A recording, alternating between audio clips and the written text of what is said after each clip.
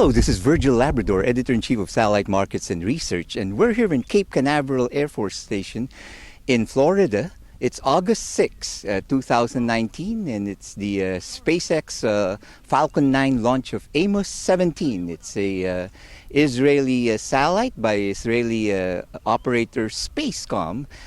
They had an unfortunate incident at this very spot, at that very launch pad where the Amos-17 is at now.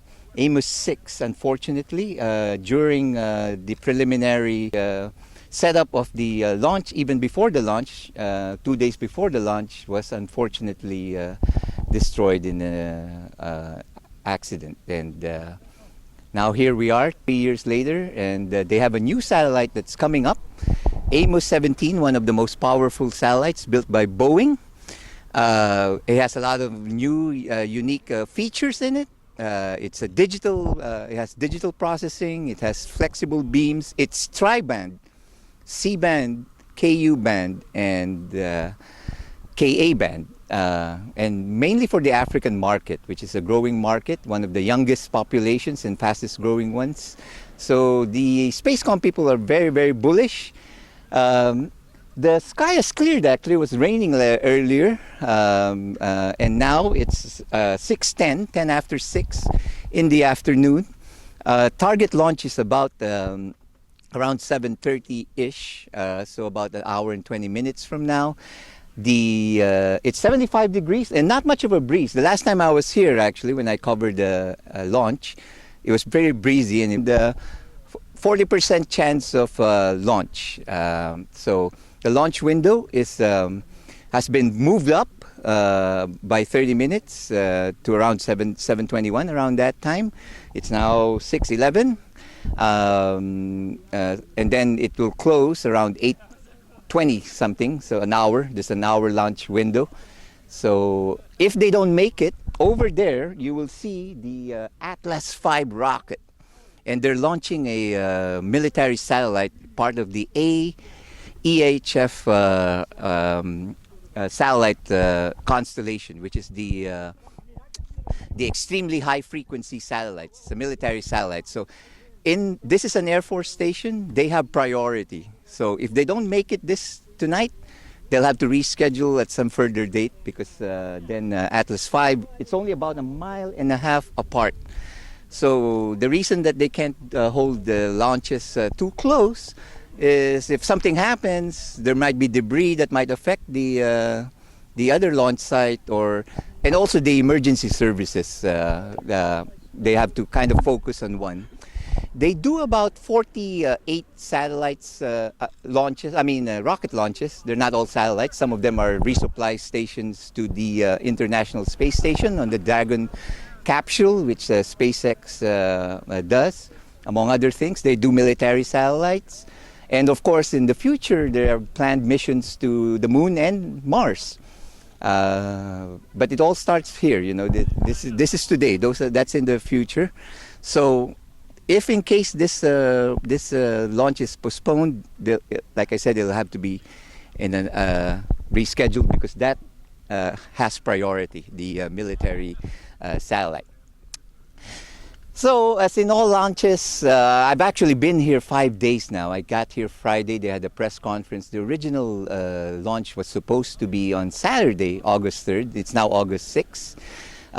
There's a lot of waiting. It's part of the thing. As journalists, all we do is get information. The engineers are preparing. Spacecom has a lot of customers or potential customers who are here, so they're all very anxious also about this launch, and a lot of them are also like us. We've been here a few days, and an eager anticipation for a launch that will take roughly 31 minutes. There will be two stages, a two-stage rocket.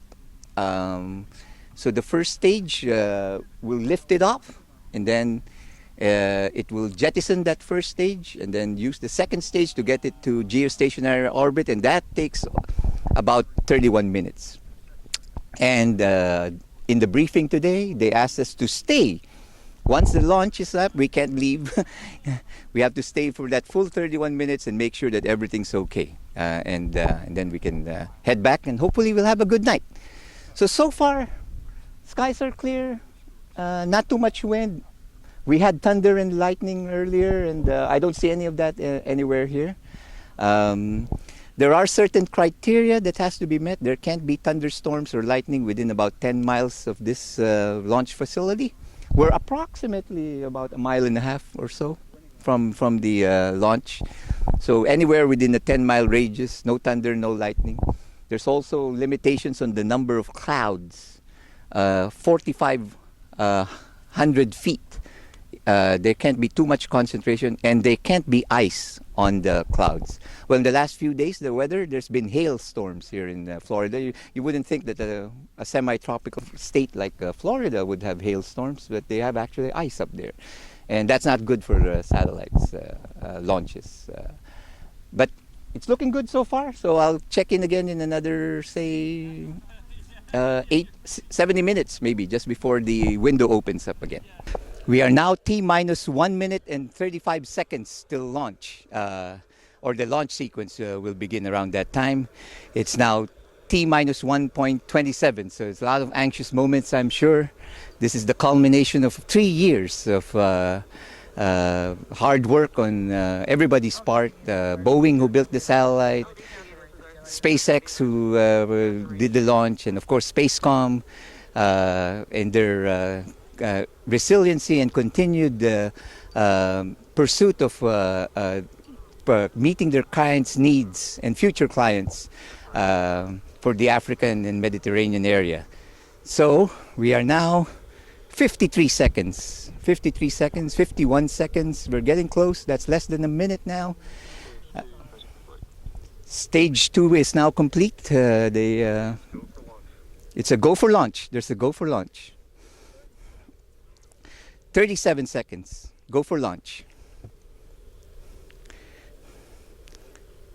T-minus 30 seconds. 30 seconds for launch. Okay, I'm just going to step back now and let you see the launch itself. 10, 9,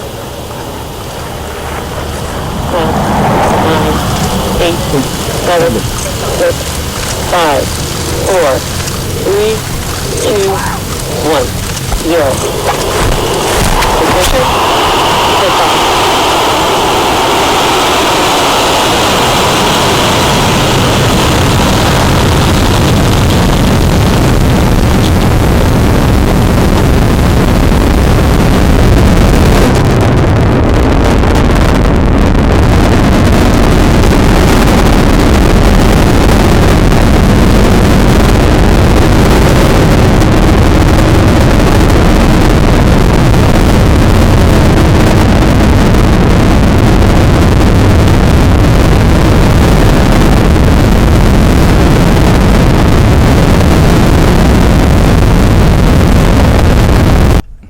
Well, that was truly an amazing sight. A very successful launch of the Amos-17 geostationary satellite, which will be serving the Africa and Mediterranean regions.